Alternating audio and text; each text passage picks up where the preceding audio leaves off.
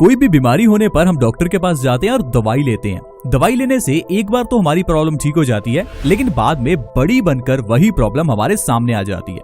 मान लीजिए आपको सिर दर्द है, आप डॉक्टर से दवाई लेते हैं तो आपका सिर दर्द ठीक हो जाता है, लेकिन आगे चलकर वही सिर दर्द माइग्रेन में कन्वर्ट हो जाता है। इसके अलावा अगर आप हाई ब्लड प्रेशर की दवाई लेने जाते हैं तो हाई ब्लड प्रेशर तो आपका कुछ समय ठीक रहता है, लेकिन आगे चलकर यही प्रॉब्लम हार्ट स्ट्रोक और ब्रेन स्ट्रोक की प्रॉब्लम बन जाती है।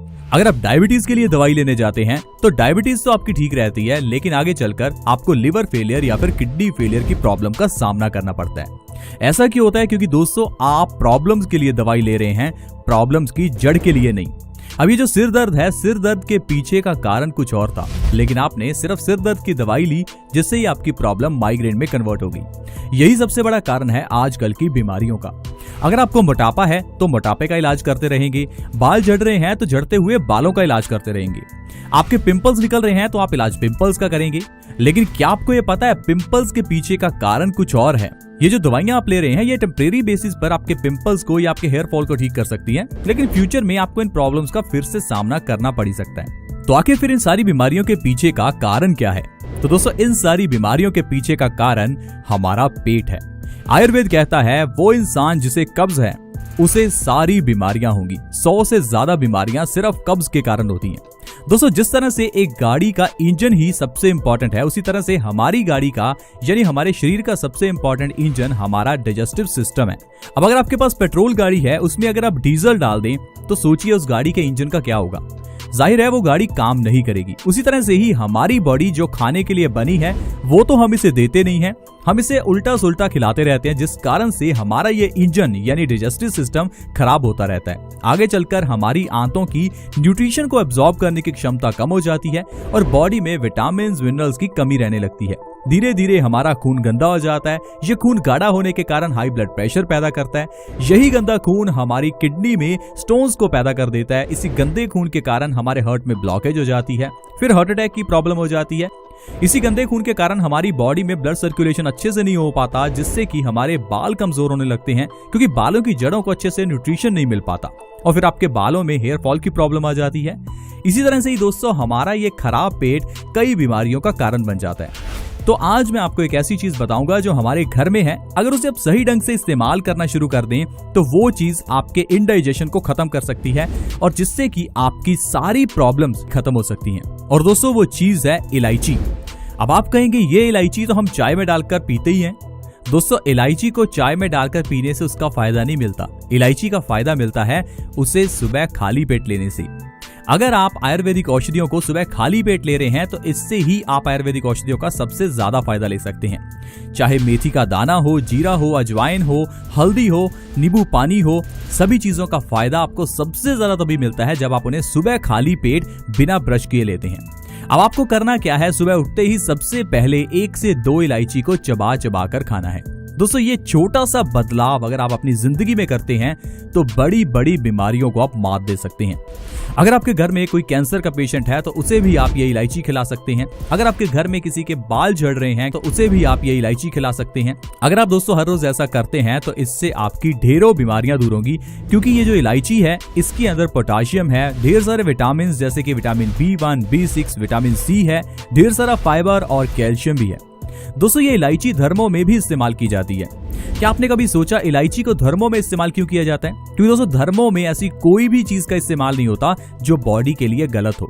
भगवान शिव को चढ़ाया जाने वाला धतूरा हमारे लिए कितना फायदेमंद है ये सभी जानते हैं। भगवान शिव को चढ़ाया जाने वाला बेलपत्र हाई ब्लड प्रेशर का सबसे बड़ा इलाज है। पूजा पाठ में यूज होने वाला नारियल जिसे श्रीफल कहा जाता है वो हर बीमारी का इलाज है। इसी तरह से ही दोस्तों ये जो इलायची है ये धर्मों में इसीलिए शामिल की गई, पूजा पाठ में इसीलिए शामिल की गई कि हम लोग इसका फायदा लें। आपने देखा होगा जब भी आप मंदिर जाते हैं तो कभी कभार आपको इलायची का प्रसाद मिलता है। अब प्रसाद में मिलने वाली चीज तो जाहिर है अमृत ही होगी। इसलिए दोस्तों इलायची के जो फायदे हैं इन्हें आप अच्छे से जानिए और इस इलायची को सही ढंग से इस्तेमाल करना शुरू कीजिए। ये नहीं कि आप कहें कि हम तो घर में इलायची का इस्तेमाल करते ही हैं और वो चाय में डालकर करते हैं, और वो चाय भी कैसी, बेड टी पीते हैं। दोस्तों चाय वैसे ही गलत है और ऊपर से चाय को सुबह खाली पेट पीना तो बहुत गलत है। तो दोस्तों अगर आप इलायची को सुबह खाली पेट खाते हैं तो इससे जो आपको फायदे होंगे चलिए थोड़ा विस्तार से मैं आपको बताता हूँ। सबसे पहले दोस्तों आपके दांतों की प्रॉब्लम्स ठीक हो जाएंगी। ज्यादातर लोगों को प्रॉब्लम रहती है कि उनके दांतों में दर्द रहता है, दांत पीले रहते हैं, उनके मुंह से बदबू आती है। तो ये सारी प्रॉब्लम्स आपके इलायची के सेवन से ठीक हो सकती हैं। इसके अलावा डाइजेस्टिव सिस्टम, ये जो आपका डाइजेशन है ये मजबूत होना चाहिए।